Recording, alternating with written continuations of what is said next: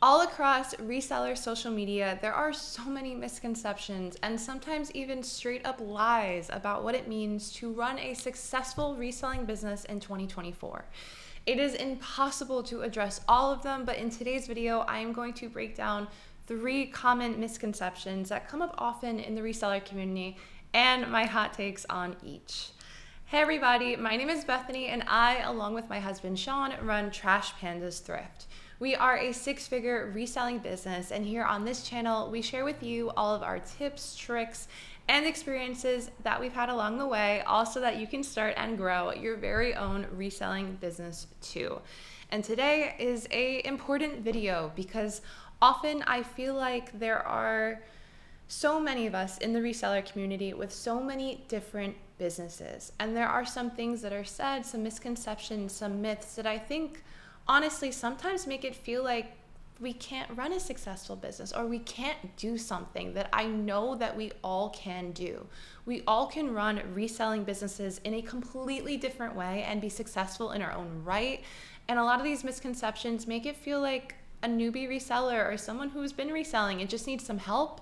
This is for you to make sure that honestly you're on the right track, and the stuff that you might be hearing, sometimes you just need to drown out the noise. That's what we're going to be talking about today. The first myth is that reselling is too hard to do by yourself. And I hear this often. I hear people talking about that, okay, in 2024, reselling is hard and it's too hard to do it by yourself, to make enough money to run a business by yourself. And that could not be further from the truth. It all comes down to numbers, truly, and making reselling sustainable for you, your business. And that's why it's so important drowning out the noise and figuring out what really works well for you best in your business.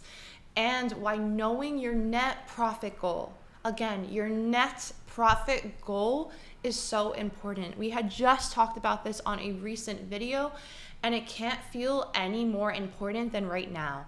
My best way to think about going about this, to figure out what makes a successful amount of money in my reselling business. What do I need to make this feel like a really successful time endeavor and worth my time, worth my effort?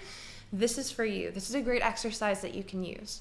Work backwards from the amount of money that you want to make each month. That is your net profit goal, to how many items you need to sell and for how much on average you need to sell each. And it makes it so much less overwhelming because then you have a goal. You know that you need to make this much amount of money, and you will know exactly how many items you need to sell and for what average profit for each item will get you to that goal. There is no need to just shoot in the dark and just, I'm going to resell all of these items and hopefully I'll make enough money and I'll feel good about that. There's no need for that. And honestly, when we're first starting out, yes, it's experimental. We're trying whatever we can try and we're gaining experience in our belt like notches as we go. But you need to remember, and I needed to remember this myself, that reselling is a business. And like any other business, you need goals and you need a plan of attack. That means you need to have your processes down with a schedule, not just a profit goal, but a schedule as well. And it makes eating the reseller elephant so much easier. I like to look at each task as a small bite. So sourcing, picturing, listing, shipping, all of it. It makes it so much easier to take on rather than seeing everything everywhere and trying it all at once, which is honestly one of my biggest downfalls. And the thing that I have had to improve on the most in running our reseller business is exactly that. That honestly was one of the reasons when I first started the business, when I first started Trash Pandas, before Sean had even joined me, it was the one thing that I think I learned was how incredible an opportunity reselling is for anyone, for any person. That I was able to be in school full time. I had another part-time job on the side and grow this business from nothing. Like I can't stress that enough. From nothing, from $5 into what it is today. The opportunities are endless for anyone, for any one person, and that is so true for anyone. Reselling can be done by one person alone, and it can be scaled to whatever you need it to be, as long as you put in the work and you know where you're going, because you need to know where you're going. And after that, you can work backwards. You know where you need to be. You can think about the tools and the processes you need to help you get there. And one of my favorite ones, I have been an advocate for cross-listing forever. It is to be on multiple platforms. And honestly, now more than ever, with so many platforms like eBay and Poshmark and Depop and whatnot and Mercari and Vestiaire, and I could keep going. It is so much more accessible now for an individual business today to reach tens of millions of users across a wide array of demographics of people who want to buy different types of items and sell your items to them. So honestly, before Sean even joined the business, I was listing 25 to 30 items a day on eBay, and I love eBay. I am an eBay fan. It is not the first platform that I started selling on, but it is my favorite. And I can say that and also say at the same time, to this day, the best decision I ever made was not just selling on eBay, was branching out and cross-listing.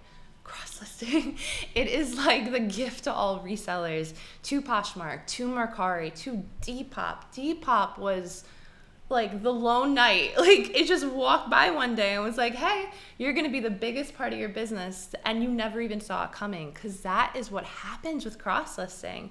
And it was the biggest weapon for us. We made so many more sales once we started cross-listing, and I truly do believe it is the biggest weapon you can do as a solo reseller, as a solopreneur, is having your eggs in multiple baskets. And our favorite cross-listing software was Vendoo. We use it for years. It was my original cross-listing service that I started using back in 2020 or 2021. And I cannot stress enough how essential it was for me. And I mean, I talked about it already on this channel, but when I was full-time in school and a part-time job and trying to just lay the foundations of a successful business, tools like this are really vital. And Vendoo was the best. It was one of the best gifts I ever gave myself for the business at a time when honestly, I was kind of hesitant. I was hesitant to take outside tools and use them because I'm a little bit of a control freak, and maybe you guys are the same way, but it is one of the tools that really just took our business, took it to the next level. Vendoo and cross-listing is the best. Did somebody say Vendoo? Yes, I did. And before we move on to the next myth, we want to take a minute to talk a little bit more about Vendoo and its unique features as a cross-listing platform. As the resident cross-lister for Trash Pandas Thrift, we use, and I use especially, Vendoo for years. And the one thing about me, if you know me, you know that I hate technology, and you know that I hate when things are way too complicated. And Vendoo is the complete opposite of that. I mean, I used to cross list at our peak. We were listing 55 a day, and I would cross list all 55 items a day in about 45 minutes to an hour or less. And one of the things that I love about Vendoo the most, honestly, is the import process and how simple everything is. So let's just say that your main platform is eBay.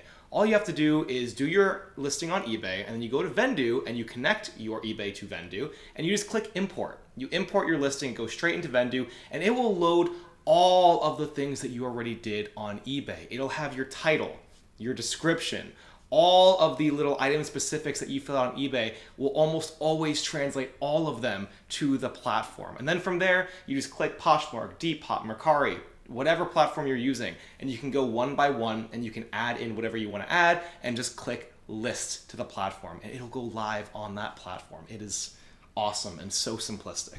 They also have a really awesome feature, especially if you're a solo business owner like we're talking about in today's video, which is automatic sales detection and auto delist. This is huge. Let's say you sell a top on eBay.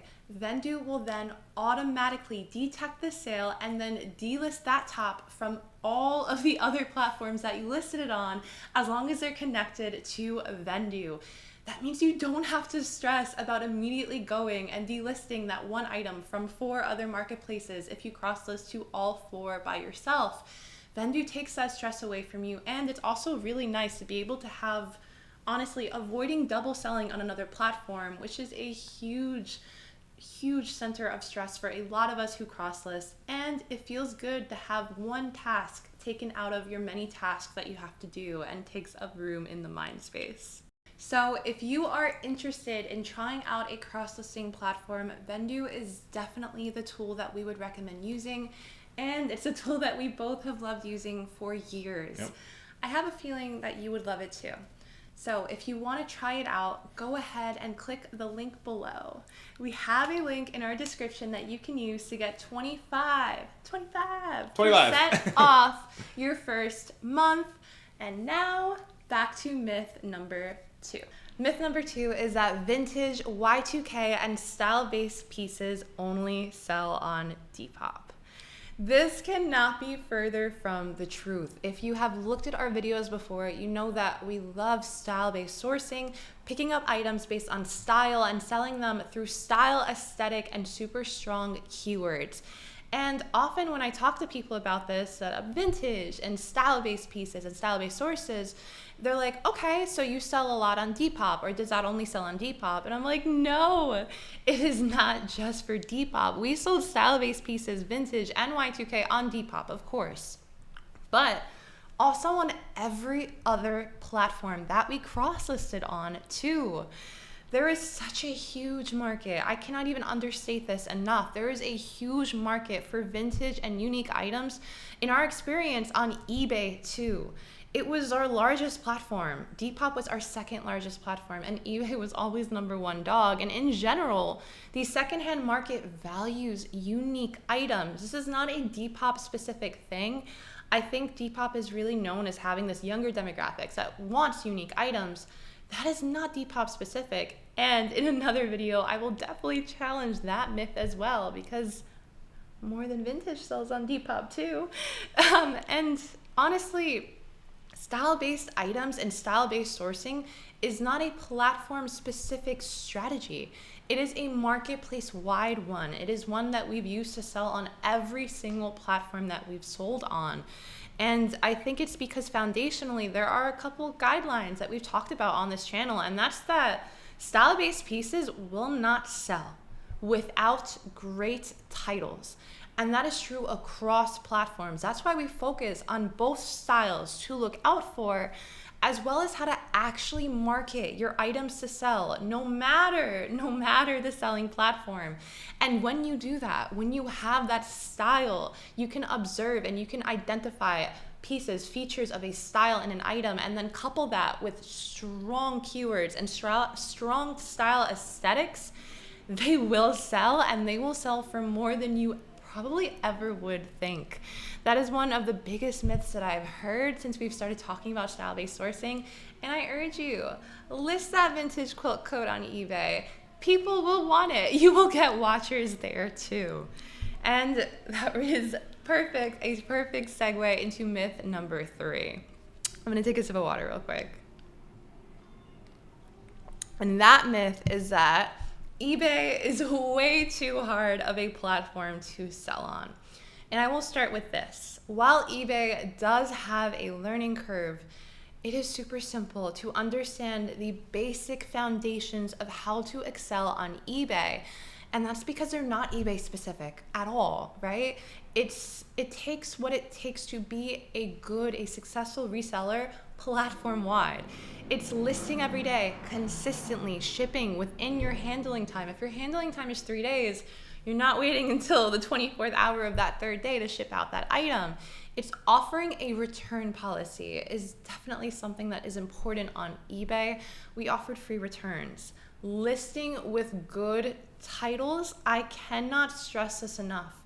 This is probably the number one thing that I see when, people in our messages and we talk to face, and our friends and our reselling coworkers and in our group, my listings just won't sell on eBay, or I'm not getting any watchers, I'm not getting any views on eBay. eBay is the largest reselling platform. It has so many sellers, it has so many buyers, and so many available eyes to see your listings. That's a good thing and a bad thing. You're competing with a lot of other sellers for a lot of buyer eyes, but there's still a lot of sellers. You need to make your listing stand out. And to do that, you need strong titles. That means all of the style aesthetics, all the keyword deep dives that we do on our channel, those are the exact words you need in your title. And you need them maxing out your title, as many characters as you can possibly fit with as many words as possible. That is what a good title is, and that's what it takes to market your items on eBay. I will argue any reselling marketplace, and especially eBay. It will make a world of difference for you. I challenge you, after this video, go ahead and look at some of the stale items in your store, things that you've had sitting for a while. Maybe an item that you thought was awesome when you bought it, and then for some reason, it just didn't sell. Take it down, look at your title, relist it, maybe go on our channel and go and research some style aesthetics, some keywords, place them in there, rework your titles and see the magic playing out in real time in front of you. That is my challenge for you. It will make a world of difference in your sourcing and your selling of your items too, because style-based sourcing is the exact reason why you can sell more items that already have value too, by the keyword knowledge that you have for items that don't even have value at all. It goes hand in hand. And another thing I want to point out is eBay is one of the platforms I think that gives you so many options. It kind of feels like an overload at first, right? Like you can make your store, you can have a newsletter, you can run a sale. There are so many different options and so many different tools that they give you. Use them. Use every single one of them to your advantage, because honestly, they spell out exactly how to be a good eBay seller, and we just have to listen. That means tools like Terapeak and sourcing research and the promotions tab are your best friend. It means diving deep into the platform and really understanding it, using the tools that they give you to your advantage. And once I delved into eBay and I wasn't so scared of it, that's truly what made the biggest difference for me. We talked a little bit more about this in depth on an entire video we did on eBay. It was called Cracking the eBay Code. I highly recommend checking that one out if you haven't and you're interested in at least cross-listing your items or selling on eBay and you're a little nervous. That is a great video to check out, because it truly, I think it kind of dispels the myth that eBay is super hard. It's just a learning curve, and that learning curve is super easy to get over, like a hump, because it's just practice. It's just listing and selling and listing and selling, and just like every other marketplace, it gets easier with time. I truly believe it's a no-brainer to be selling and listing on, because of the sheer amount of opportunity that it offers to get your items in front of interested eyes. Okay, those were the 3 myths I wanted to make sure to cut out for you today. And it's no surprise that they're all kind of myths that make it seem like you can't do something. There are all these kind of hurdles in your reselling business that some people say, oh, I can't sell on eBay, or no one can do well on eBay anymore, or no one can start a successful reselling business in 2024 anymore. And when I hear that, I just need to take a second and we don't need that. All you can do is anything that you put in front of you. These myths make it seem like things are impossible, and I can tell you that is so much further from the truth. These are absolute lies. Now, that doesn't mean that you have to do every single thing I said in detail in your business. If I say I am selling cargo shorts and tank tops only, that doesn't mean you should sell cargo shorts and tank tops only. It means doing what's best for you and your business and drowning out all the noise that says you can't or you shouldn't do something that is beneficial to you, because you know your business the best. Okay, I hope you guys enjoyed. If you like this kind of content, it's a little bit different than what we usually put out, but it's truly at the heart of why we are so passionate about reselling. It is an equal opportunity. There is so much room to grow, and there is no better time than now in 2024, in August of right now, to start and to grow your reselling business. There is so much opportunity to start something from nothing, and I will always love reselling for that. I hope you guys enjoyed, and I will see you in the next one. Bye, guys.